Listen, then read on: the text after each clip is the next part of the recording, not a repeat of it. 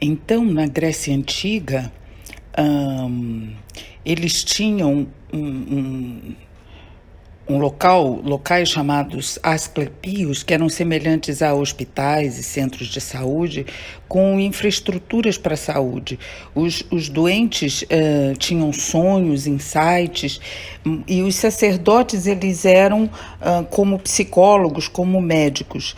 As pessoas registravam durante a sua estada nesses asclepios suas experiências psíquicas. E houve também um Asclepio, um centro de tratamentos na ilha de Kos, que era coordenado por Hipócrates. O Hipócrates é o primeiro homem que leva a medicina para o âmbito da ciência. Ele tira a medicina do âmbito da mitologia, da religião, da superstição, dos milagres e leva para o âmbito da ciência. Ele faz uma relação direta entre doença e o tratamento a ser instituído. É uma medicina mais teórica, porém ele entendeu que a consciência fazia parte da natureza humana. Assim, o Hipócrates ele foi capaz de perceber a energia como parte integrante da natureza humana. E para um tratamento, essa energia deveria ser considerada. A sua medicina era mais teórica, porém, o Samuel Hahnemann foi o homem, o único, que conseguiu traduzir em um tratamento a ser usado na prática. Ele conseguiu levar para a prática os ensinamentos de Hipócrates, sedimentando assim as teorias de Hipócrates, que é o pai da medicina atual. Bem, vamos continuar ouvindo a nossa guia Constantina nos falando sobre isso. Aqui estamos perto de Corinto, perto de Argos, perto de Micenas, mas mesmo assim num lugar tranquilo para que as pessoas pudessem relaxar e curar todas as doenças.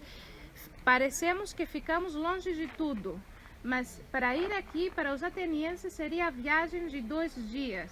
Para um coríntio, dentro de poucas horas chegaria. Não era um desafio tão grande como parece hoje. A Argos, que era uma cidade grande, fica daqui a 30 quilômetros, por exemplo. Seria a viagem de 1 dia. Aqui temos o teatro. Do outro lado do sítio arqueológico, infelizmente tudo foi completamente destruído com invasões e catástrofes no século 5 e 6 depois de Cristo. Temos a infraestrutura, dormitórios, templos e os altares para o deus Asclepios. No século 6 e 5 a.C., não podemos distinguir as pessoas entre sacerdotes e médicos, o próprio sacerdote e o médico também. Então não temos uma profissão separada do médico.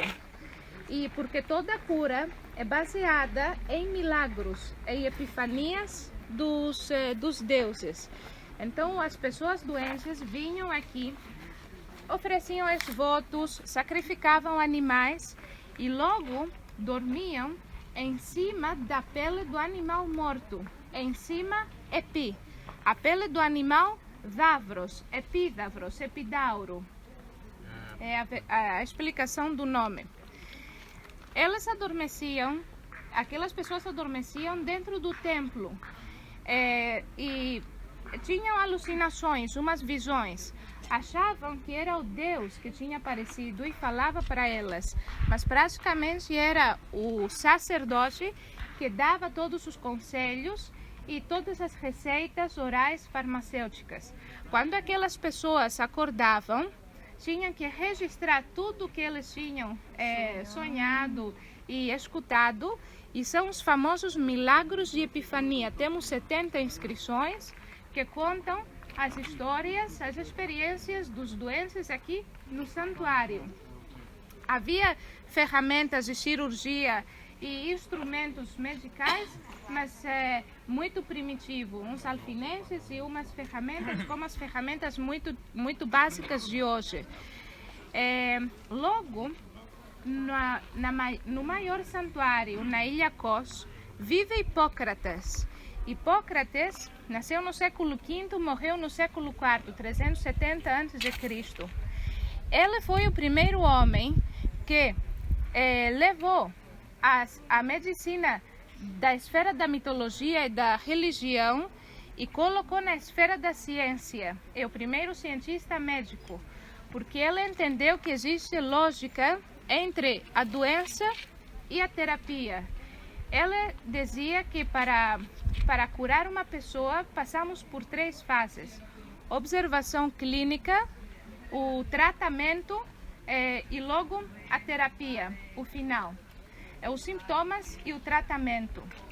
E ele também achava que há 4 propriedades em todas as substâncias, os elementos da natureza: seco, úmido, quente e frio.